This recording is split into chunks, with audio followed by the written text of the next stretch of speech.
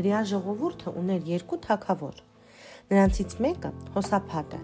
սիրում եւ հնազանդվում էր Աստծուն, իսկ Աքաբը ոչ։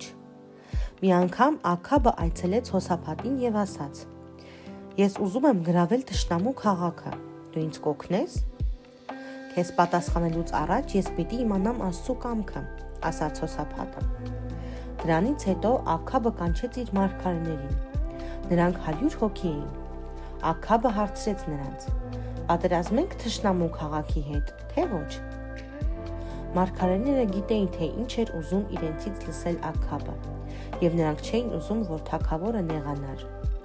Դրա համար էլ ճշմարտությունը թաքցրին նրանից։ Նրանք ասացին. «Դու կարող ես պատերազմել, Աստված հաղթանակ կտա եւ քաղաքը քոնը կլինի»։ Բայց Հոսափատը չէր վստահում այս մարգարեներին։ Նա հարցրեց. «Կա ձեր մեջ Աստծո մարգարե, ես կուզենայի լսել նրա խոսքը»։ «Միքիասը Աստծո մարգարեն է», պատասխանեց Աքաբը, սակայն նա երբեք չի ասում այն, ինչ պետք է։ «Լավ, ես ուզում եմ լսել նրան», խնդրեց Հոսափատը։ Նա ուզում էր իմանալ, թե ինչ կասեր Աստծո ազնիվ մարգարեն։ Աքաբը հրամայեց կանչել Միքիասին։ Միքիաս մարգարեն իր խոսքը սկսեց հետևյալ բառերով. «Ես պետք է ասեմ ճշմարտությունը,